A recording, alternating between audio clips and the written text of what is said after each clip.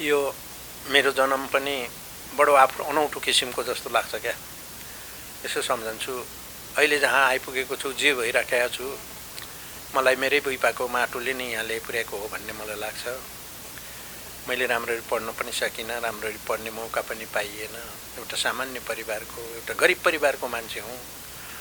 त्यसैले गर्दाखेरि पढाइको विषयमा मैले ध्यान दिन सकिनँ। नपढेकोमा आफूलाई एउटा विस्मत छ। चाहिँ खोटाङ जिल्लामा मेरो बुइपालाई म अलिकति श्रद्धा गर्दछु, यसकारणले कि खोटाङ जिल्लामा सबभन्दा पहिलो विद्यालय बुइपा नै हो। चम्पावती अहिले माध्यमिक विद्यालय छ हाम्रो, त्यो के +2 छ। त्यो स्थापना गर्ने मान्छे 2-3 जनाको याद आउँछ मलाई। अहिले सबै नै स्वर्गवासी भइसके, एकजना मान्छे मात्रै बाँकी छ। देवराज ढकाल नाउँ गरिएको जो एउटा नामुद व्यक्तित्व नि भन्नुपर्छ खोटाङको, उनैको इच्छा मान्छेहरूले राईको छोराहरू पढ्नु हुँदैन भन्ने नै सोच राखिराखेको अवस्थामा राईको छोराले पढ्दा हुन्छ भन्ने किसिमको सोच चाहिँ उहाँले नै ल्याउनु भएको थियो। त्यसै कारण काम गर्नु सघाउनु पर्ने भयो। मैले भारी बोकेर 8 कक्षासम्म पढेँ। त्यस पछाडि बाबाले नपढ्नु पर्दैन अब भनेर बाहिर निकालेपछि मैले चाहिँ, मेरो बाबुले भाँडाको व्यापार गर्नुहुन्थ्यो, धातुको व्यापार गर्नुहुन्थ्यो। भारी बोकेर मैले व्यापार गर्नु गाउँ गाउँमा गएँ। उपखोला भन्ने हाम्रो आहो खोला फिटलाई उपखोला भन्छौँ। त्यो फिटमा मैले चाहिँ जीवन धेरै 2-3 वर्ष चाहिँ त्यतै बिताएँ होला। अनि राजनीति जेमा पनि गर्दो रहेछ र राजनीतिले साहित्यलाई पनि आफ्नो पछि लगाउँदो नै रहेछ। साहित्यमा जो पछाडि त्यो सरकारको पक्षमा लाग्दैन तिनीहरू तलै रहन्छन्, जो सरकारको पक्षमा माथि जान्छन् तिनीहरू सामान्य साहित्यकारहरू पनि माथिल्लो स्तरमा पुगेको मैले देखेको छु। राजनीतिभन्दा विशेष हो, अरूभन्दा पनि विशेष हो। साहित्यभित्र जीवन हुन्छ, जगत हुन्छ। जीवनलाई चिन्न सकिन्छ, जगतलाई थाहा पाउन सकिन्छ। जगत भनेको सांसारिक गति हो, जीवन भनेको त्यसमा प्रयोग गरिने चिज हो। त्यसैले गर्दाखेरि जीवन र जगतलाई जसले राम्ररी बुझ्न सक्छ त्यो साहित्यलाई बचाउन सक्छ। त्यसले सहरको लेखक कविहरू र गाउँको लेखक कविहरूमा धेरै अन्तर पर्छ। यो हामी तल्लो स्तरको नै भनेर भन्छन् उनीहरूले, तर हाम्रो लेखाइ जुन छ त्यो चिजलाई नै हामीले तलको चिजलाई नै टिपेर लेखिएपछि त्यो तिनीहरूको भन्दा पनि अर्को हुन्छ। त्यो ट्याम्के परशुराम, उताबाट ट्याम्केलाई तिमीले हेरिरहेछौ, मैले यताबाट हेरिरहेछु। परशु निसन्देह हामी एउटै कुरालाई दुईतिरबाट हेरिरहेछौँ। आकाशलाई अलिकता ढाकेर यसो भनौँ आपस्तमा हामीलाई ढाकिदिएर त्यो आफू अग्लो हुनुको अभिमान बोकिरहेछ। उकालाहरू चढ्दै उक्लिनु एउटा यात्रा, ओह्रालाहरू ओर्लँदै झर्नु एउटा यात्रा। परशु हामी एउटै ट्याम्केमा 2टा यात्रा हिँडिरहेछौँ। यो शाश्वत त सत्य हो कि हामी एउटै समयमा 2टा मृत्यु मरिरहेछौँ। लादै पचाइएका ती साहित्यिक व्यक्तित्व होइनन्, ती साहित्यकार होइनन्, साहित्यका हत्यारा हुन् तिनीहरू। त्यसो भएको हुनाले त्यस्तो मान्छेलाई हामीले ध्यान पनि दिँदैनौँ। आफैले आफ्नो पुरस्कार निर्माण गरेर आफ्नै वंशलाई, आफ्नै भाइलाई, आफ्नै दाजुलाई दिने चलन खुब आएको छ। तर यो अहिले हराउँदै गएको छ है, अलिकता चाहिँ हराउन थाल्यो। यसले त बेइज्जतै पो गर्ने भयो भनेर नि। म आफूमा अलिकता छु, अलिकता एउटा सानो बिन्दु जति हो। त्यो बिन्दुबाट सरल रेखा तानेर अलिक पर काटिदेऊ, त्यो काटिएको भाग चाहिँ मेरो हो, अरू भाग मेरो होइन, अर्काको हो। हुनसक्छ त्यो तिम्रो पनि हो। मैले खुब दगुरेँ, फाल मारेँ, सायद पुग्न खोजेँ, पुग्न नसकेको त्यो ठाउँ जति मेरो हो। पुरस्कृत गर्नु नै सबभन्दा ठुलो कुरो पनि होइन, तर पुरस्कृत नगर्नु भनेको अवहेलना पनि हो। इज्जत दिनु भनेको जीवन हुँदा नै दिने हो। मरिसकेपछिको इज्जत त्यो स्रष्टाले प्राप्त गर्दैन, त्यसले थाहा पाउँदैन।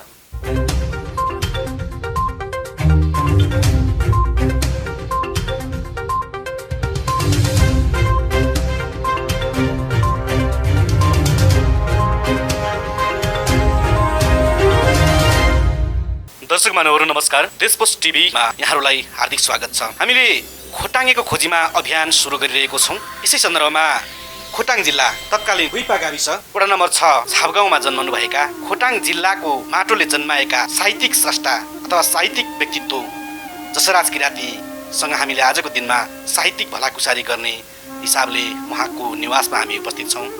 खास गरेर खोटाङ जिल्लाको ढुङ्गे माटो बुइपामा 2001 साल श्रावण 17 गते पिता धनहर्क राई र धर्मलक्ष्मी राईको कोखबाट जन्मनुभएका जसराज किराती सामान्य परिवारमा हुर्कनु भएको थियो।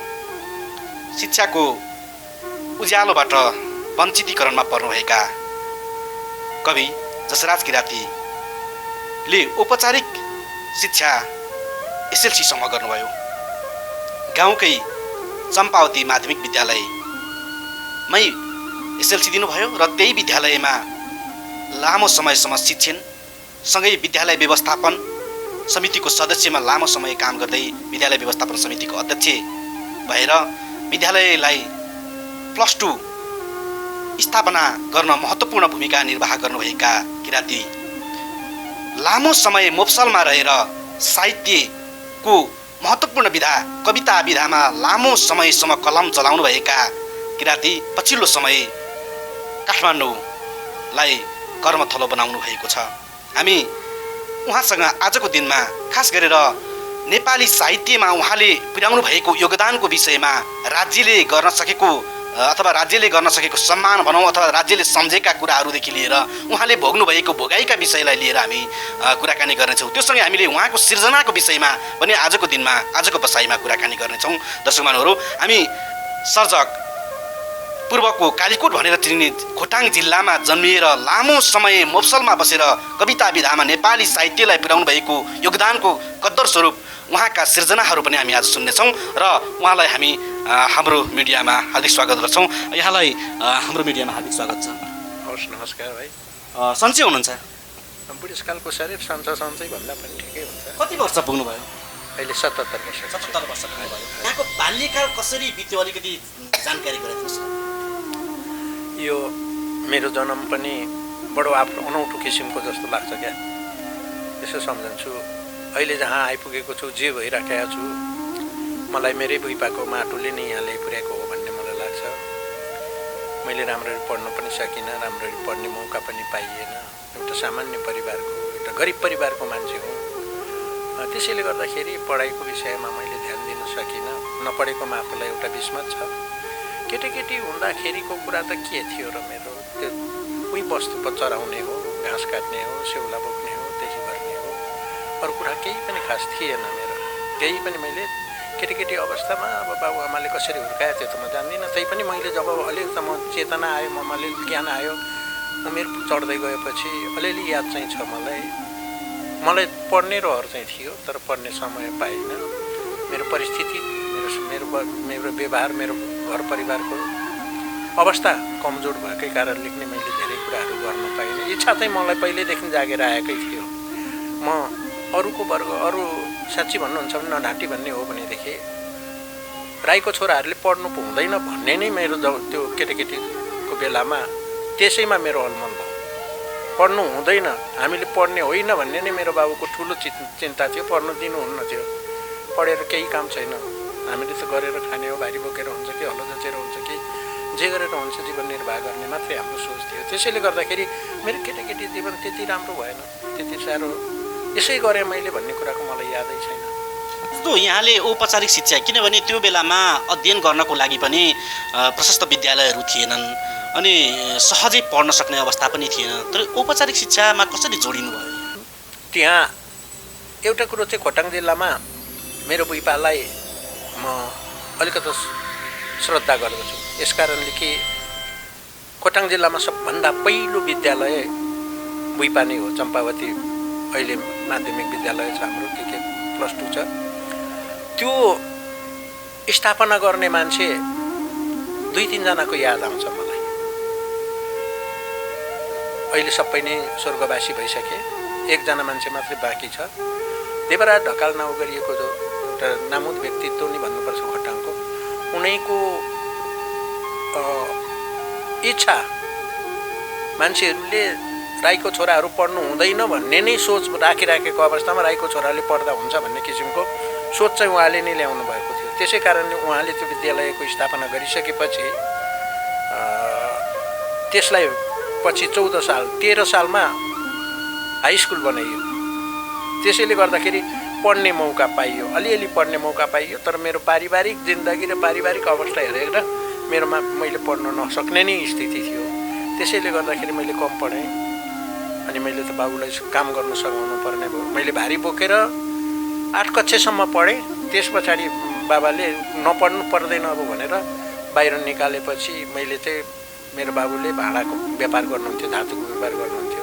भारी बोकेर मैले व्यापार गर्न गाउँ गाउँमा गएँ। उपखोला भन्ने हाम्रो राहो खोला फिटलाई उपखोला भन्छौँ। त्यो फिटमा मैले चाहिँ जीवन धेरै 2-3 वर्ष चाहिँ त्यतै बिताएँ होला। अनि त्यसैबाट नै पढ्दा पढ्दै पनि मलाई मेरा केही गुरुहरूले चाहिँ माया गर्नुहुन्थ्यो। ममा अलिकति साहित्यिक प्रतिभा थियो कि क्या हो, अलिकति साहित्यिक गतिविधि मेरो मस्तिष्कमा घुमिराखेको थियो कि के हो कुनै पशुपति प्रसाद शर्मा, गोरखबहादुर श्रेष्ठ, तेजबहादुर बस्नेत नाउँ गरिएका मेरा गुरुहरूले तँ त लेख्न सक्छस् है, पढ्न सक्छस् है, लेख्न सक्छस्, तँ लेख्न, नपढे पनि तँ लेखिस् भने तँलाई एसएलसीसम्म पास गराउने हाम्रो भव्य भारा भयो भनेर मलाई पढ्ने त्यतिसम्म मौका भयो। त्यसैले गर्दाखेरि लोभ लाग्यो मलाई पढ्नको लागि। अनि किताबहरू चाहिँ मलाई मेरै गुरु गोरखबहादुर श्रेष्ठले नै भेला गरिदिनुहुन्थ्यो। साहित्यिक किताबहरू उहाँले नै दिनुहुन्थ्यो। त्यस बेला मधुपर्क पनि चलिरहेको थियो भर्खर। त्यसै बेला यो के रूपरेखा थियो, रचना थियो, त्यो पत्रिकाहरू, त्यो किताब साहित्यिक पत्रिका काठमाडौँबाट उहाँले झिकाइदिनुहुन्थ्यो। उहाँ आफै पनि कहिलेकाहीँ काठमाडौँ आउनुहुन्थ्यो। 9 दिन लाग्थ्यो काठमाडौँ आउनलाई।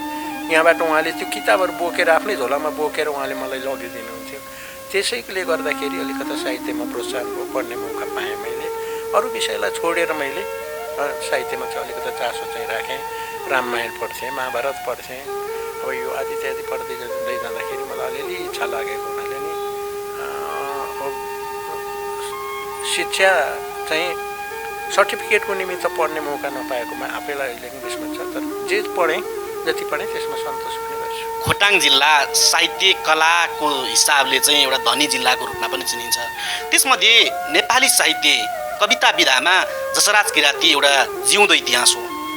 आजको दिनमा राज्यले यो विषयमा सम्मान गर्नुपर्छ अथवा राज्यले यो विषयमा चाहिँ राज्यको आँखा पुग्नुपर्छ भन्ने धेरैको धारणा छ। खास गरेर साहित्य सिर्जनामै चाहिँ यहाँ कसरी लाग्नुभयो? यसको एक खालको हुन्छ नि त, म साहित्यमा लाग्नुपर्छ भन्ने कुरा कसरी आयो? तपाईँले मलाई धेरै राम्रो प्रश्न गर्नुभएको हो। तर यसलाई भन्नुको निमित्त मलाई अप्ठ्यारो के लागिरहेको छ भने मैले त्यत्रो ठुलो उजागर किसिमको साहित्यको अहिले गरिराखेका त होइन। तर जे गरेँ वास्तवमा एउटा गाउँमा बसेर पनि त्यतिको गर्नु भनेको मेरो निमित्त त्यो नराम्रो कुरा पनि होइन। त्यो वास्तवमा राज्यले के गर्नुपर्छ के गर्नु पर्दैन त्यो राज्यले सोच्ने कुरा हो। तर राज्यले सोचेको जस्तो पनि मलाई कहीँ कहीँ लाग्दैन। कहीँ कहीँ चाहिँ अलिअलि गर्यो है, राज्यले पनि मलाई माथि उठाएकै हो, ल्याएकै हो, बोलाएकै हो, दिएकै हो भने जस्तो पनि लाग्छ मलाई। मैले राज्यसँग त लिनुपर्ने कुरा त मैले केही होइन, किनभनेदेखि मैले दिनुपर्ने कुरो पनि राज्यलाई मैले पूर्ण रूपमा दिन सकेको होइन। तर जति दिएँ त्यो वास्तवमा मलाई साहित्य जगतले माया गरेकै हो। साहित्य जगतकै कारणले गर्दाखेरि दशरथलाई खोटाङको एउटा गाउँले कवि भनेर चिनाउने काम चाहिँ गर्यो र राज्यले पनि त्यसमा मलाई स्नेह दिएकै हो, सहानुभूति राखेकै छ। म खुसी नै छु। अब हुन त हेर्नुहोस्, यसमा राजनीति गर्नु हुँदैन भन्ने कुरा जो छ नि, साहित्यमा राजनीति गर्नु हुँदैन भन्ने कुरा छ। अलिकति यसमा चाहिँ म छोटोमा के भन्छु भने राजनीति जेमा पनि गर्दो रहेछ र राजनीतिले साहित्यलाई पनि आफ्नो पछि लगाउँदो नै रहेछ। साहित्यमा जो पछाडि त्यो सरकारको पक्षमा लाग्दैन तिनीहरू तलै रहन्छन्, जो सरकारको पक्षमा माथि जान्छन् तिनीहरू सामान्य साहित्यकारहरू पनि माथिल्लो स्तरमा पुगेको मैले देखेको छु। र धेरै ठाउँमा यो कुराहरू बहसको रूपमा पनि आउने गर्छन्।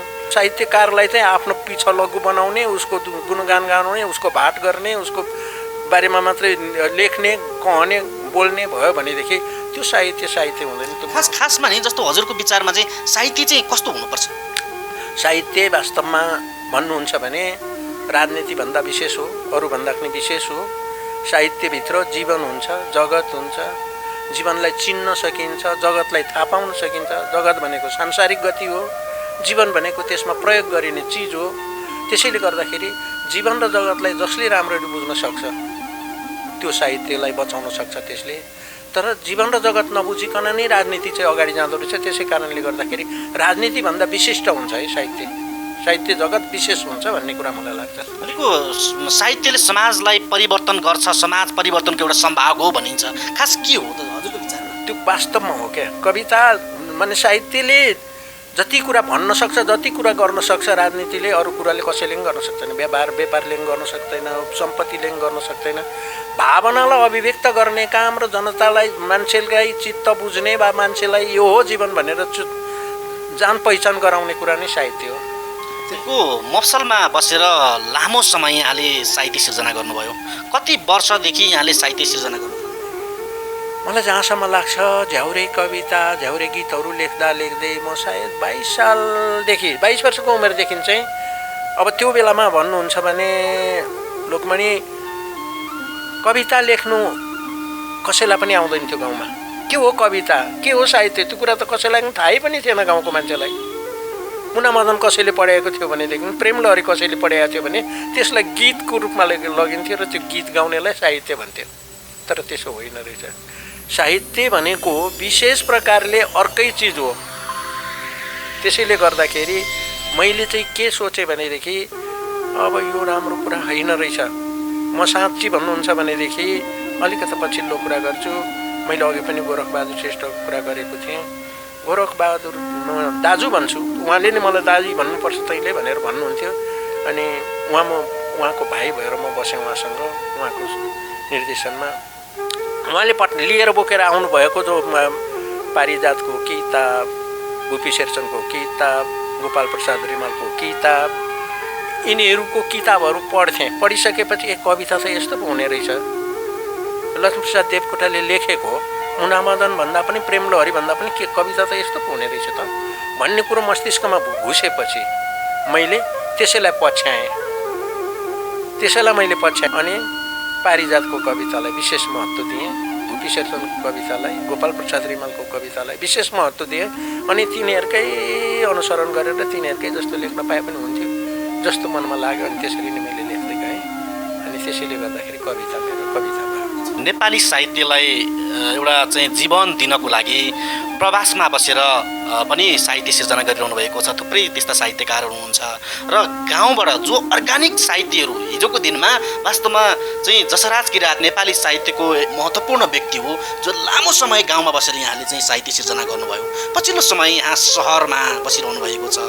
के भिन्नता पाइरहनु भएको छ? वास्तवमा गाउँको भावना र सहरको भावना बिचको चाहिँ अलिकति तारतम्यता के रहेछ? यो गाउँमा बसेको मान्छेलाई गाउँले भन्छन्, त्यो राम्रै कुरा हो। गाउँमा बस्ने मान्छेलाई गाउँले नै भनिन्छ, सहरमा बस्ने मान्छेलाई सहरिया नै भनिन्छ।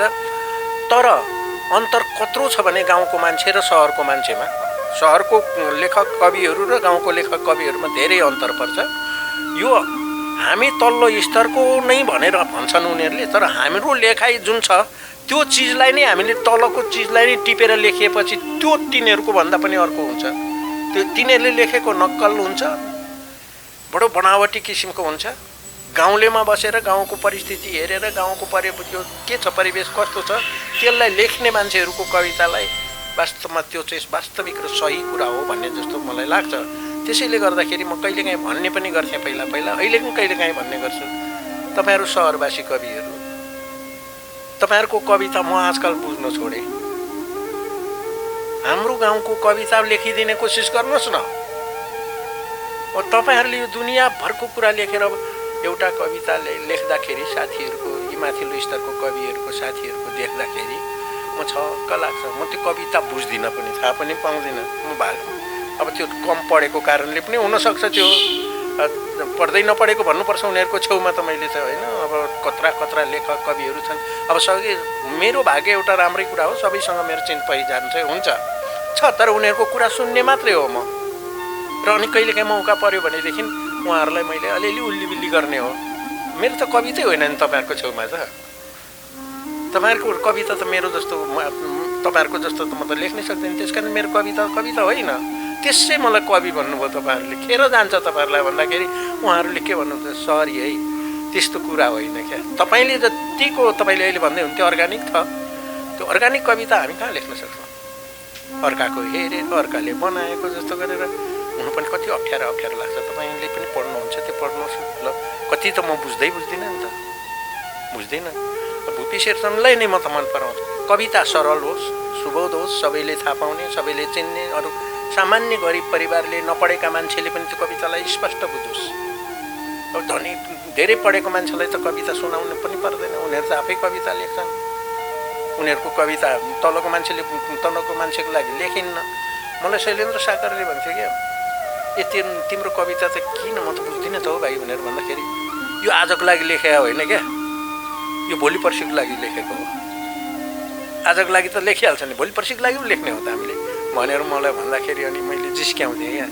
उसो भए त भोलि नै बाँच, तिमी आज चाहिँ नबाच्दा भइहाल्छ नि, आजै मऱ्यो भने भइहाल्छ नि, किन बाँचिरहने, भोलिको लागि बाँच्ने हो भने त भोलि नै जाऊ न भनेर भन्थ्यो। खालि तिमी नचाहिने कुरा गर्छौ भनेर भन्नुहुन्थ्यो। अनि परशु दाइले सम्झाउनुहुन्थ्यो क्या मलाई, लेख, तिमी जुन स्तरमा लेखिराखेका छौ त्यो स्तरमा अरूले लेख्दैनन्, तिमी दोस्रो भोपी हुन सक्छौ क्या भनेर भन्नुहुन्थ्यो। कताको दोस्रो न तेस्रो, त्यो भोपी हराइको, आफू पनि लेख्न सकिएन। भनेको यहाँको 3टा प्रकाशित कृतिहरू छन्। अब खास गरेर हामीले पछिल्लो समय यहाँको प्रकाशित कृति जसराज किरातीका प्रतिनिधि कविताहरू, यही कविता, यही कृति, यही प्रकाशित कृतिबाट हामी यही कविताहरू सुन्छौँ। हाम्रो दर्शकलाई यहाँले दोस्रो कदममा यो धेरै यो पञ्चायत व्यवस्थाको बेलामै नै लेखिएका कविताहरू हुने मेरा, तर त्यसभित्र पनि केही चिज चाहिँ तपाईँले अघि मलाई प्रसङ्गवश भन्नुभएको थियो, राजनीतिसँग नमिसिएकै राम्रो हुन्थ्यो भन्ने चाहिँ कुरा आयो। तर जहाँ त्यो चिज छ, राजनीति जहाँनिर छ त्यहीँबाटै हामी हुर्केर आएको हुनाले त्योसँग सम्बन्धित चाहिँ हुने नै रहेछ। तर त्यो बेलामा झुक्क्याएरै लेख्नुपर्ने परिस्थिति थियो, आज जस्तो खुल्ला थिएन नि त। त्यसैले गर्दाखेरि अलिअलि रुन्च्या कविता लेख्ने गर्थेँ क्या, विस्मत गर्थेँ। अनि त्यही कविता एउटा पढ्छु, ट्याम्के परशु र म। यो चाहिँ कविता शीर्षक हो, ट्याम्के परशु र म। उताबाट ट्याम्केलाई तिमीले हेरिरहेछौ, मैले यताबाट हेरिरहेछु। परशु, निसन्देह हामी एउटै कुरालाई दुईतिरबाट हेरिरहेछौँ। आकाशलाई अलिकता ढाकेर यसो भनौँ आपस्तमा हामीलाई ढाकिदिएर त्यो आफू अग्लो हुनुको अभिमान बोकिरहेछ। आकाशलाई अलिकता ढाकेर यसो भनौँ आपस्तमा हामीलाई ढाकिदिएर त्यो आफू अग्लो हुनुको अभिमान बोकिरहेछ र हामी आफ्नो बिन्दुको आकाश ओढेर उभिएका छौँ। सायद म त्यसैको छेउतिर उभिएको भए उभ्न नसकेको आकृतिमा छु। यो चाहिँ सत्य हो कि त्यो ट्याम्के एउटा आकाशलाई दुई फप्लेटा पारेर हामी बिचमा उभिएको छ। यो चाहिँ सत्य हो कि त्यो ट्याम्के एउटा आकाशलाई दुई फप्लेटा पारेर हामी बिचमा उभिएको छ। ट्याम्के एकातिर उकालाहरू चढेर त्यो अग्लो पनि छ, अर्कोतिर ओह्रालाहरू झरेर त्यो होचो पनि छ। तिमी उकालाहरू चढ्छौ, म ओह्रालाहरू झर्छु।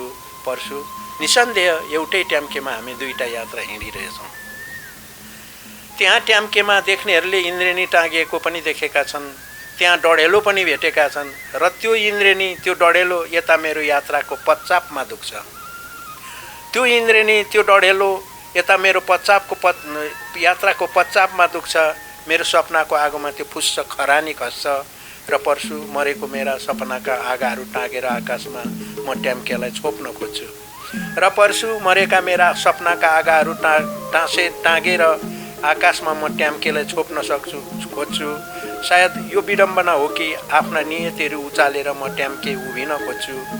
मैले आफ्नो उचाइमा ट्याम्के खोइ कहाँ सक्छु र मैले आफ्नो उचाइमा ट्याम्केको घाम झुल्काएर भुवादार मौसमलाई बोकी हिँड्न खोइ कहाँ सक्छु र खोइ कहाँ क्षितिजको अडेस गरेर म विश्राम लिन सक्छु र मैले ट्याम्केमा देखेको इन्द्रेणी आफ्नै रङहरूमा मेटिएको रिक्तता देख्छु।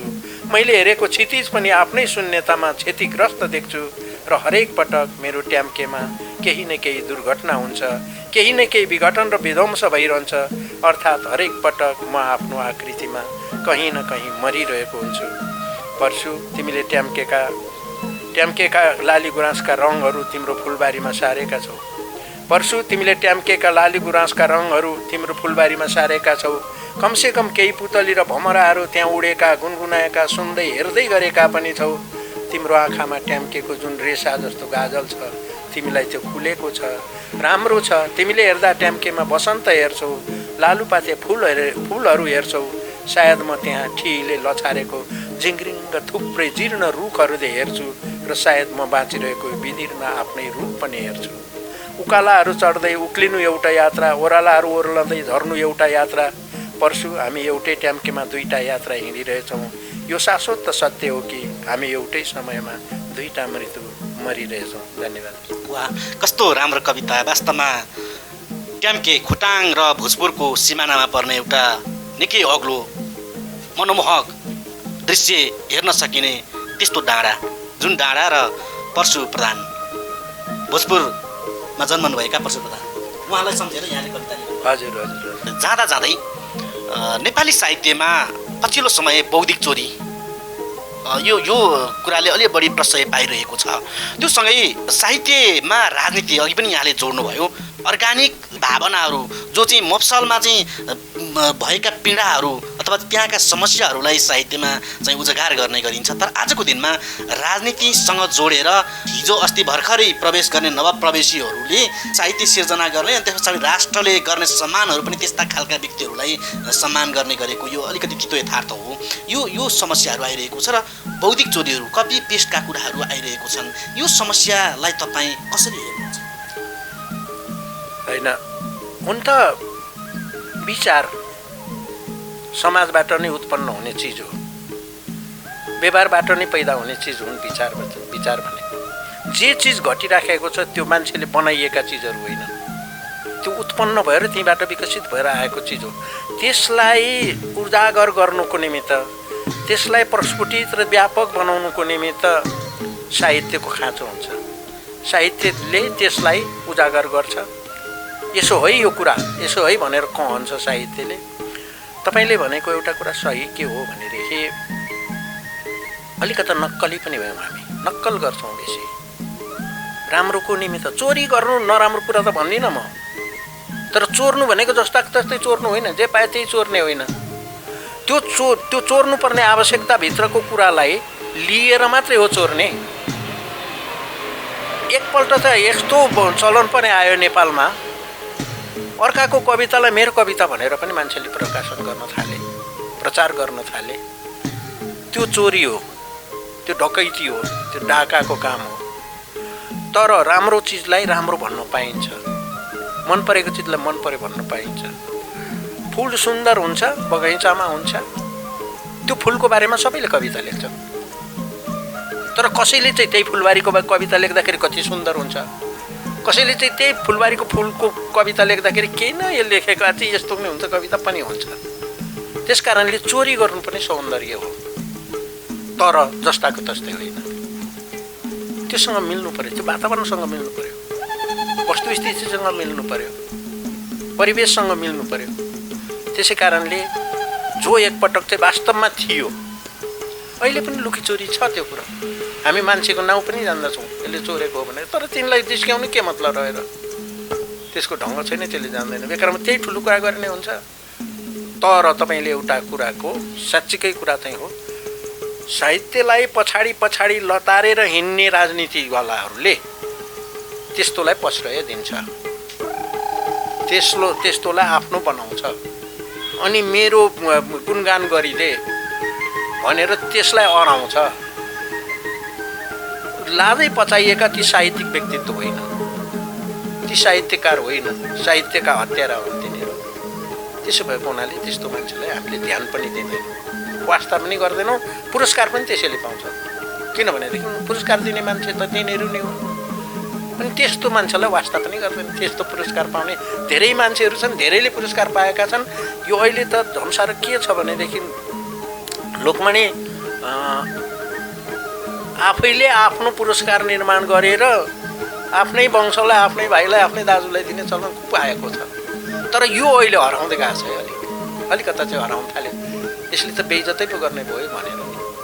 अब नभएदेखि एउटा वास्तविकताको नजिकमा जाने मान्छेहरूले राम्रै किसिमको कवितालाई नै मन पराउँछन् र राम्रै कविहरूलाई नै माथि उचाल्छन्।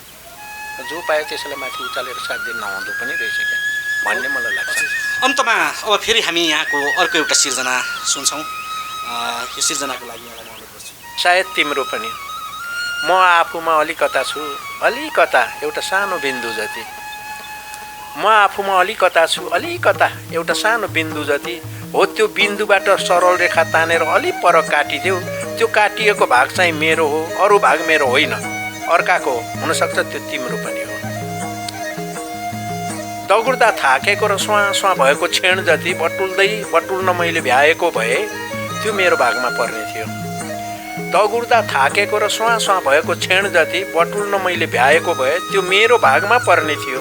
त्यसमा पनि म जहाँ गएँ बा दगुरेँ, उताउतै रित्तिँदै सिद्धिँदै निहुरिएको टाउको बोकेर आएँ। मेरो अगाडि वा पछाडि जे भइरहेछ आँसु जति मेरो भागमा पर्छ, प्रत्येक खुसी र मुस्कान जति अरूको भागमा पर्छ, सायद तिम्रो पनि अंशमा पर्छ।